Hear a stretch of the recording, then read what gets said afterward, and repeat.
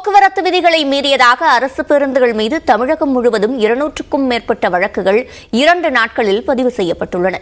எந்தெந்த விதிமீறல்களுக்கு வழக்கு பதிவு செய்யப்பட்டுள்ளது என்பது குறித்த விவரங்களை செய்தியாளர் கோகுலிடம் கேட்கலாம். கோகுல், முழுமையான விவரங்கள். தமிழகம் முழுவதும் அரசு பேருந்துகள் போக்குவரத்து விதிகளை மீறியதாக இதுவரை 200க்கும் மேற்பட்ட வழக்குகள் பதிவு செய்யப்பட்டுள்ளது. குறிப்பாக மாவட்டந்தோறும் ஒரு 5 முதல் 10 வழக்குகள் வரை இதுவரை பதிவு செய்யப்பட்டிருக்கிறது.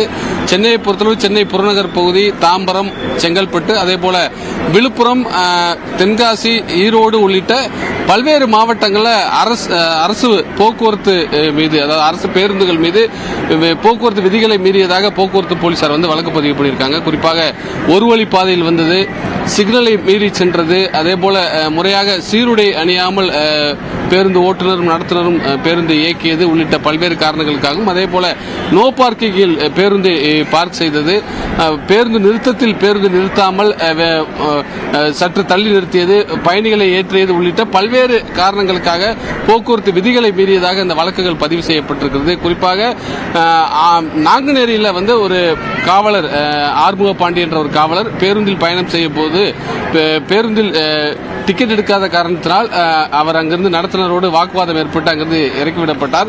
உடனடியாக இந்த சம்பவமானது ஒரு சமூக வலைதளங்களில் இந்த வீடியோவானது பரவலாக பரவியது. இந்த வீடியோவை எடுத்து போக்குவரத்து போலீசாருக்கும் போக்குவரத்து துறைக்கும் இடையே இந்த ஒரு பனிப்போர் போல ஒரு சூழல் ஏற்பட்டிருக்கிறது. 2-3 நாட்களாகவே இது போன்ற விதிமீறல்களில் ஈடுபடக்கூடிய போக்குவரத்து ஓட்டுநர் மற்றும் நடத்துனர்கள் மீதும் அரசு பேருந்துகள் மீதும் இந்த வழக்குகள் பதிவு செய்யப்பட்டு வருகிறது. இந்த பிரச்சனைக்கு உடனடியாக ஒரு தீர்வு காண வேண்டும் என்ற கோரிக்கையை தற்பொழுது போக்குவரத்து ஊழியர்கள் தரப்பில் வைக்கப்பட்டிருக்கிறது. பல்வேறு காரணங்களுக்காக இந்த வழக்குகள் பதிவு செய்யப்பட்டு வருவதாக போக்குவரத்து காவல்துறை தரப்பில் விளக்கமும் அளிக்கப்பட்டுள்ளது. காவல்துறை தரப்பில் செல்லக்கூடிய முக்கியமான காரணங்கள், அரசு பேருந்துகள் பல இடங்களில் போக்குவரத்து விதிகளை மீறாங்க. குறிப்பாக அதிக பயணிகளை ஏற்றி வர்றாங்க, முறையான பேருந்து நிறுத்தத்தில் பேருந்துகள் நிறுத்துவதில்லை உள்ளிட்ட பல்வேறு விதிமீறல்களில் தொடர்ந்து ஈடுபட்டு வருவதால் இந்த வழக்குகள் பதிவு செய்யப்பட்டு அவர்கள் மீது 500 முதல் 1000 ரூபாய் வரை ஒவ்வொரு பேருந்துகள் மீதும் இதுவரை அபராதம் விதிக்கப்பட்டிருக்கிறது. ஏறக்குறைய தமிழகம் முழுவதும் 2-3 நாட்களில் 200க்கும் மேற்பட்ட வழக்குகள் பதிவு செய்யப்பட்டிருக்கு. விவரங்களை வழங்கியமைக்கு நன்றி கோகுல். அரசு பேருந்துகளில் உள்ள குறைபாடுகள் என்ன, அதை சரி செய்ய என்ன செய்ய போகிறது போக்குவரத்து கழகம் உள்ளிட்ட விவரங்களோடு இணைந்திருக்கிறார் செய்தியாளர் வேல்முருகன். அவரிடம் பேசலாம். வேல்முருகன், தற்போது அரசு பேருந்துகளை பொறுத்தவரைக்கும் என்னென்ன குறைகள் அதில் இருப்பதாக சொல்லப்படுகிறது?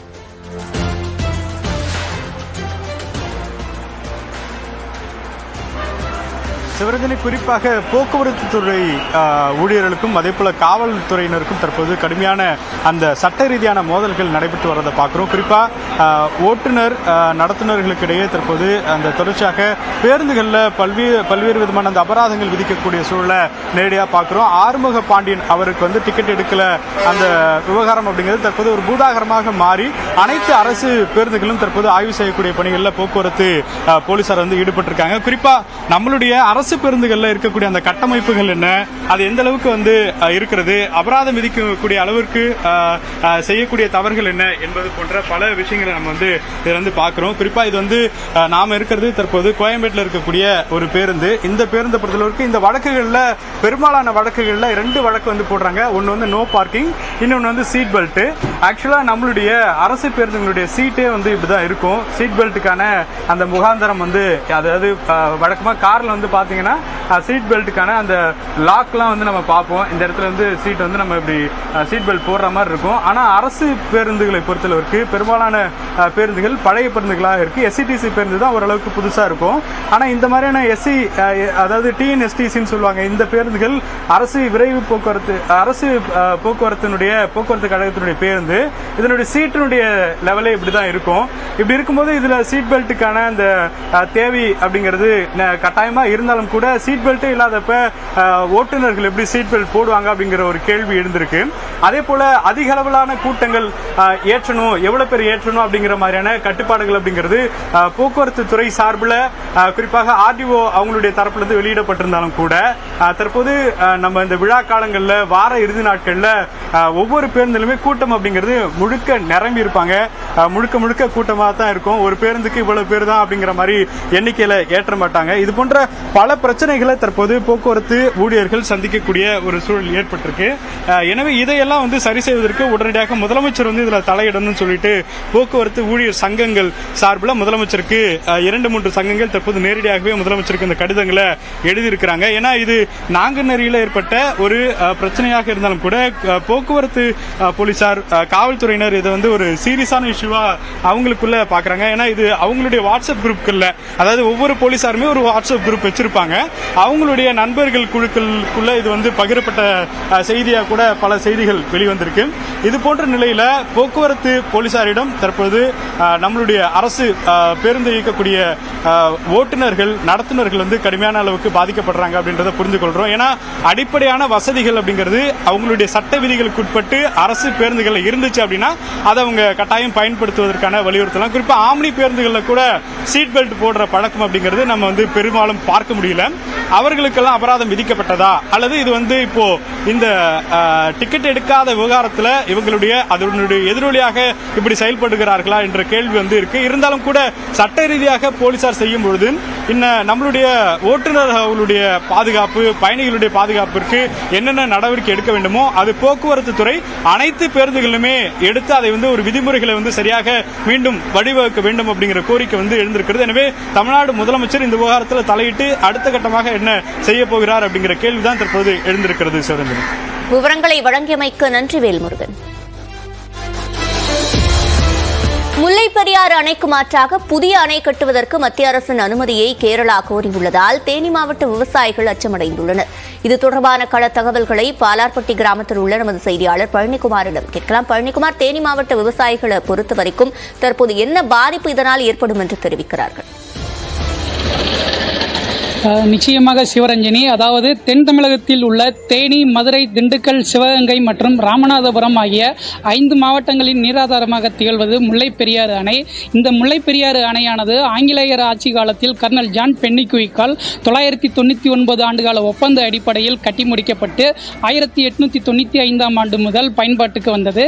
இந்த முல்லை பெரியாறு அணையின் மூலமாக 5 மாவட்டங்களில் உள்ள கிட்டத்தட்ட 2.5 லட்சம் ஏக்கர் நிலங்கள் பாசன வசதி பெறுகின்றன. இது தவிர பல்லாயிரக்கணக்கான கால்நடைகளின் குடிநீராகவும் மக்களின் குடிநீராகவும் திகழ்கிறது. இந்த அணையின் மீதான 152 அடி உயரமுள்ள இந்த அணையின் மீது 136 அடியாக நீர்மட்டத்தை குறைத்து கடந்த 40 ஆண்டுகளுக்கு முன்பாகவே கேரள அரசு இதன் மீதான நடவடிக்கைகளை தொடங்கியுள்ளது. அதன் ஒரு பகுதியாக தான் தற்பொழுது முல்லை பெரியாறு அணைக்கு மாற்றாக புதிய அணை கட்டப்படும் என்று மத்திய வனத்துறை மற்றும் சுற்றுச்சூழல் அமைச்சகத்திடம் விண்ணப்பித்துள்ளது. இது தொடர்பாக மதிப்பீட்டு நிபுணர் குழுவின் பட்டியலுக்கு வரும் 28ஆம் தேதி உத்தரவு பிறப்பிக்கப்பட்டுள்ளது. இந்த உத்தரவில் அந்த கேரள அரசு தெரிவிக்கப்பட்டுள்ள மனுவில் முல்லை பெரியாறு அணை கட்டி முடிக்கப்பட்டு 128 ஆண்டுகளை கடந்துள்ளதால் அது பலகீனமாக இருப்பதாலும் இந்த அணை உடைந்தால் கேரளாவில் உள்ள இடுக்கி மாவட்டத்தில் பலாயிரக்கணக்கான மக்கள் உயிரிழப்பாளர்கள் என்றும் தெரிவிக்கப்பட்டுள்ளது. அதன் காரணமாகவே முல்லை பெரியாறு அணை அமைந்துள்ள பகுதிக்கு வண்டிப்பெரியாறு பகுதியிலிருந்து 8 கிலோமீட்டர் தொலைவில் புதிய அணை கட்டி முடிக்கப்படும் என்றும், புதிய அணை கட்டி முடிக்கப்பட்டு ஏற்கனவே இருக்கக்கூடிய பழைய அணை இடிக்கப்படும் எனவும், அப்படி இடிக்கப்படும் பட்சத்தில் தற்போதுள்ள நடைமுறைப்படி தமிழகத்திற்கு வழங்கப்படும் தண்ணீர் வழங்கப்படும் என தெரிவிக்கப்பட்டுள்ளது. கேரள அரசின் இந்த அறிவிப்பால் தென் மாவட்ட மக்கள், குறிப்பாக தேனி மாவட்ட மக்கள் பெரும் அச்சத்தில் உள்ளனர். இது தொடர்பாக தேனி அருகே உள்ள பாலார்பட்டி கிராமத்தில் உள்ள விவசாயிகளிடம் கருத்துக்களை கேட்கலாம். அண்ணே வணக்கம். இப்போ இந்த கேரள அரசினுடைய நடவடிக்கையை நீங்கள் எப்படி பார்க்குறீங்க? இந்த முல்லை பெரியாறு அணையை இல்லாட்டி உங்களுக்கு எந்த மாதிரியான விளைவுகள், என்ன மாதிரியான பாதிப்புகள் இருக்கணும், அதை பற்றி முதலாவது சார், என் பேர் ஆண்டி, தேனி மாவட்டம். நான் ஒரு விவசாயி பேசுகிறேன். கேரளா அரசு செய்கிறது முத இந்திய இறைமைக்கு எதிரான செயல். என்னுடைய கருத்து, முல்லை பெரியாறு அணை பலமாக இருக்குன்னு சொல்லி 2014 தீர்ப்பு இப்போ 5 இடம் 142 அடி தண்ணி உயர்த்திட்டாங்க. பேபி அணைக்கு அருகில் இருக்க ஒரு 15 மரத்தை வெட்டிட்டு பேபி அணை படப்பத்திட்டா 150 அடி பெற்றுலாம்னு உச்சநீதிமன்றம் தீர்ப்பு கொடுத்துருச்சு.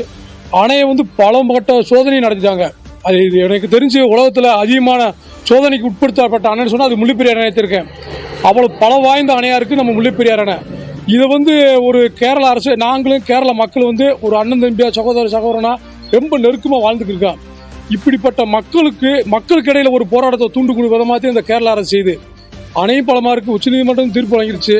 அதே மாதிரி இப்போ இருக்க முல்லை பெரியாறு அணை இல்லையா, நாங்கள் என்ன ஆகும்னு சொன்னால் 130 வருஷத்துக்கு முன்னாடி 120 வருஷத்துக்கு முன்னாடி எப்படி இருந்துச்சோ 130 வருஷத்துக்கு முன்னாடி எப்படி இருந்தோமோ அதே மாதிரி பாலைவனம் மாற்றி நாங்கள் உரம் இருக்கேன்.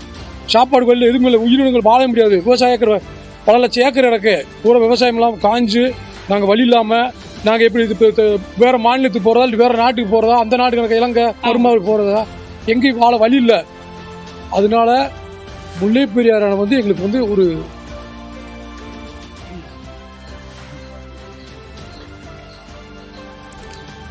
தற்போது முழுமையான விவரங்களை வழங்கியமைக்கும் கலந்துரையாடலுக்கும் நன்றி பழனிக்குமார்.